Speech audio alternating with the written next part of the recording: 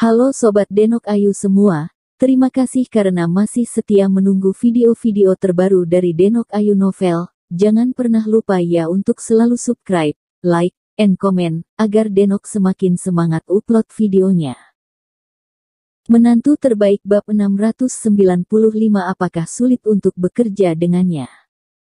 Bahkan Li Qianxuan, Shen Yuxuan dan yang lainnya di samping tidak bisa membantu tetapi melihat Lin Yu dengan wajah yang tidak bisa dipercaya, berpikir bahwa Lin Yu sedang berbicara omong kosong.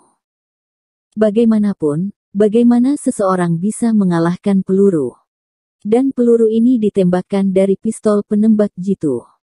Jiarong, jangan bertindak dengan setia, kamu akan membunuh saudara ini seperti ini.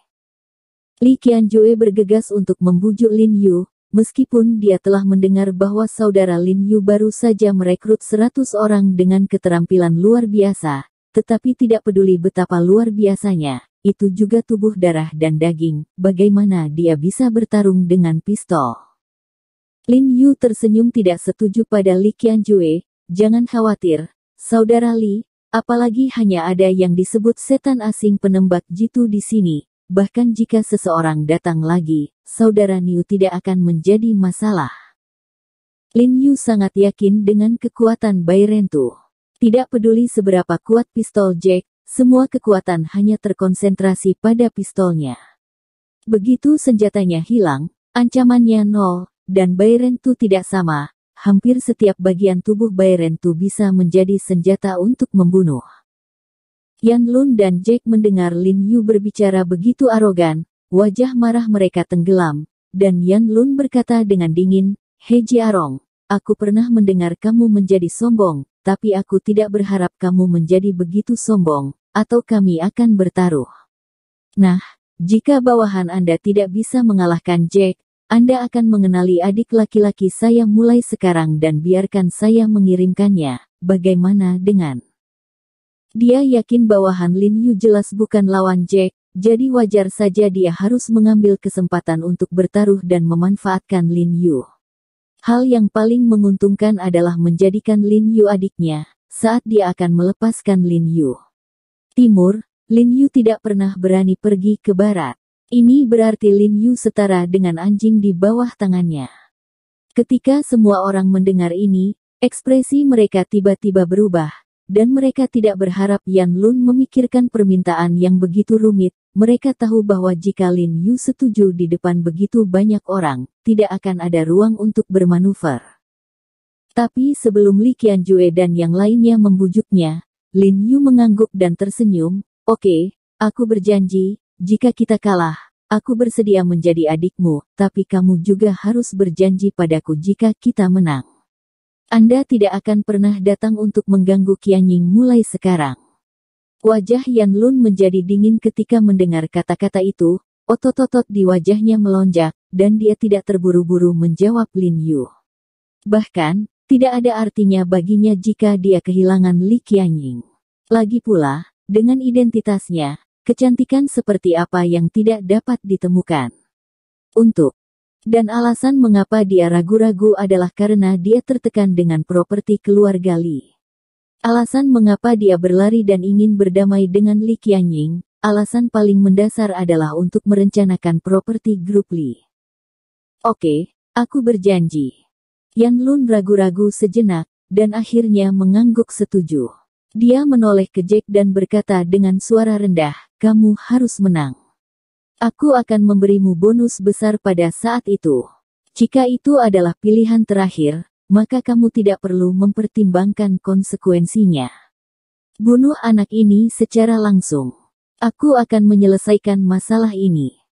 Meski aku hanya mengatakan itu hanya kontes, tetapi agar Jack menang, Yan Lun tidak segan-segan menghasut Jack untuk membunuh. "Aku tahu." Jack setuju dengan suara rendah, berpura-pura memegang tiket kemenangan. Ketika Li Qianying mendengar Lin Yu bertaruh dengan Yan Lun, dia tidak memikirkan dirinya sendiri tetapi dia tidak bisa membantu tetapi menatap Lin Yu dengan wajah terharu. Li Qianjue tidak bisa membantu tetapi menggelengkan kepalanya dan menghela nafas, mengetahui bahwa kata-kata Lin Yu telah diucapkan, dia terlambat untuk membujuknya sekarang, dan diam-diam memeras keringat untuk Lin Yu dan Bai Rentu. Jiang Yan dan Ye Qingmei memiliki wajah yang tenang, mereka telah tinggal bersama Lin Yu begitu lama dan mengenal Lin Yu dengan sangat baik, mereka tahu bahwa sejak Lin Yu setuju, mereka pasti sangat yakin. Oke, selanjutnya kita buat kesepakatan untuk menunggu sampai akhir kegiatan untuk pergi ke gunung sebelah kuburan untuk membandingkan, dan jika ada yang berani mengambil kesempatan untuk lari, siapa cucu? Yan Lun mendengus dingin, dan berkata kepada Lin Yu dengan sengit. Ini baik. Lin Yu meliriknya dengan ringan dan mengangguk. Presiden Yan, saya baru saja berbicara dengan sekretaris Tuan Guo di telepon. Tuan Guo akan datang ke ibu kota dalam beberapa hari mendatang dan telah menyetujui permintaan pertemuan kita. Pada saat ini, seorang wanita muda dengan pakaian profesional abu-abu datang dengan cepat dengan map biru, dan setelah berjalan di belakang Yan Lun, dia dengan hormat melapor ke Yan Lun.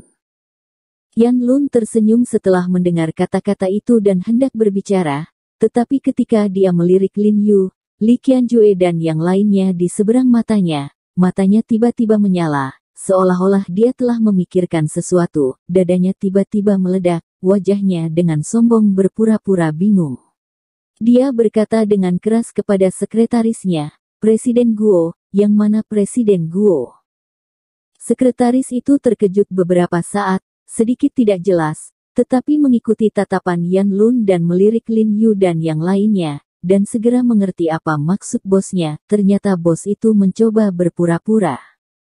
Dia segera membasahi wajahnya, dan dengan serius melaporkan, adalah Taipan SIPG yang baru saja dipromosikan menjadi orang terkaya di Asia, Guo Zhaozong, Presiden Guo. Oh, ternyata Tuan Guo Zhaozong, Tuan Guo. Suatu kehormatan besar bertemu dengan Tuan Guo. Tuan Guo bersedia bertemu dengan saya. Apakah ini berarti dia berjanji untuk bekerja sama dengan kita di luar negeri? Proyek besar. Yan Lun mengangkat kepalanya dan berkata dengan arogan, hidungnya hampir terangkat ke langit. Bagaimanapun, setiap pengusaha kaya di daratan mengenal Taipan SIPG yang terkenal, Guo Zhaozong, dan setiap pengusaha kaya bangga bekerja sama dengan Guo Zhaozong. Terutama beberapa tawaran Guo Zhaozong untuk beberapa proyek luar negeri dengan sumber daya dan kontaknya sendiri. Benar-benar menguntungkan, setiap proyek adalah bagian dari lemak. Oleh karena itu, jika Yan Lun mampu memanjat pohon Guo Zhaozong, dia tentu saja memiliki modal untuk memaksanya di depan Li Qianjue dan Li Jiazuang. Meskipun keluarga Li digolongkan sebagai grup bisnis teratas di Beijing dan China, mereka masih jauh di belakang Guo Zhaozong, yang baru saja dipromosikan menjadi orang terkaya di Asia dan bahkan mendapat peringkat internasional. Li Qianjue secara alami mendengar pamer dalam nada Yan Lun, dan lubang hidung kemarahannya bengkok. Penjahat ini, jika bukan karena kesedihan keluarga Li terhadap keluarga Yan, mereka telah membantu dan membiarkan mereka lewat. Di saat yang paling sulit, dia masih mengeluh hari ini. Guo Zhaozong. Lin Yu tidak bisa menahan senyum ketika dia mendengar nama Guo Zhaozong, dan segera memikirkan situasi menyelamatkan Guo Zhaozong di Qinghai. Dia tidak bisa menahan untuk tidak merasakan sentuhan kebaikan kepada Guo Zhaozong. Lagi pula, Guo Zhaozong ini dengan tegas berbicara, dia adalah orang yang sama, semuanya mati. Orang-orang yang melarikan diri di sini adalah semua orang yang telah mendengar suara aneh yang menyeramkan. Sampai sekarang, dia tetap berhubungan dengan Guo Zhaozong. Selama tahun baru Imlek, Guo Zhaozong akan mengirimi Lin Yu pesan teks dan salam lainnya. Jika dia ragu di hari kerja, dia akan selalu bertanya pada Lin Yu dan bertanya pada Lin Yu. Sikapnya selalu sangat hormat. Tetapi Lin Yu tidak mendengar berita bahwa dia akan datang ke ibu kota. Yan Lun melihat kulit Li Qianjue, dan diam-diam dia segar kembali, dan berkata kepada Li Qianjue dengan penuh kemenangan, saudaraku, keluarga tidak akan berkata apa-apa. Jika aku dan Qianying menikah, maka aku dan Guo Zhaozong Anda juga memiliki salinan proyek kerja sama ini. Kamu bermimpi. Aku tidak jarang. Li Qianhui mengutuk dengan getir, lalu mengabaikannya lagi dan menyuruh adiknya, Lin Yu dan yang lainnya untuk minggir. Penjahat. Penjahat yang tidak tahu berterima kasih. Setelah Li Qianhui berjalan jauh, dia masih mengutuk dalam kemarahan, dan tangannya sedikit gemetar karena marah. Dia memikirkannya sekarang karena ayahnya benar-benar buta pada awalnya, dan dia akan tertarik dengan kekerasan hati serigala ini. Saudara Li, tenanglah. Setelah beberapa saat, kakak Niu telah memenangkannya, dan dia tidak akan pernah melecehkan Qianying lagi. Lin Yu menghiburnya dengan lembut, berpikir bahwa Li Qianjue masih berjuang dengan masalah ini. Ya, saudara, jangan marah. Li Qianying bergegas untuk menghibur kakak laki-lakinya, dan mengulurkan tangannya untuk membantu kakak laki-lakinya dengan lancar, karena takut dia akan marah. Sial, jika bukan karena ayahku yang menarik mereka saat dia dan keluarga mereka paling sulit, dia akan berpura-pura menjadi kentut bagiku hari ini. Li Qianhui berkata dengan getir, tapi kemudian dia menghela nafas dan berkata dengan enggan, tapi aku benar-benar tidak menyangka anak ini berkembang begitu cepat dalam beberapa tahun terakhir, dan bahkan karakter seperti Guo Zhaozong akan bekerja sama dengannya. Dengarkan dia, saudaraku, dia belum bekerja sama. Li Qianying menghibur Li Qianhui, merasa bahwa Yan Lun kebanyakan sedang membual, dan begitu banyak pengusaha kaya yang tidak bekerja sama dengan Guo Zhaozong. Dia tidak percaya bahwa Yan Lun memiliki kemampuan ini. Kebanyakan dari mereka adalah pemberani di depan semua orang. Lin Yu mengerutkan kening ketika dia mendengar bahwa Li Qianjue tampak sangat tersentuh ketika dia mendengar tentang kerjasama Yan Lun dengan Guo Zhaozong. Dia tidak bisa menahan diri untuk tidak membungkuk dan bertanya-tanya, "Mengapa, saudara Li, melihatmu seperti ini, sepertinya kamu ingin bersama Guo Zhaozong kerja sama?" Li Qianzuo sedikit terkejut, mengetahui bahwa Lin Yu tidak jelas tentang urusan bisnis. Dia tersenyum sabar, bukan hanya saya, yang pengusaha kaya di daratan tidak mau bekerja sama dengan Guo Taiming. Lagi pula, Guo Taiming telah berhubungan dengan komunitas bisnis internasional. Buaya besar. Oh. Lin Yu mengerutkan kening dan mengangguk. Sejujurnya, saat pertama kali melihat Guo Taiming, dia benar-benar tidak tahu bahwa Guo Taiming memiliki pengaruh yang begitu besar. Dia bertanya kepada Li Qianjuo dengan ragu, "Saudara Li, lihatlah penampilanmu. Sepertinya bekerja dengan Guo Zhaozong sedikit sulit." Bersambung. Terima kasih sahabat Denok yang sudah mendengarkan video ini. Jangan lupa like, komen, and subscribe ya. Terima kasih.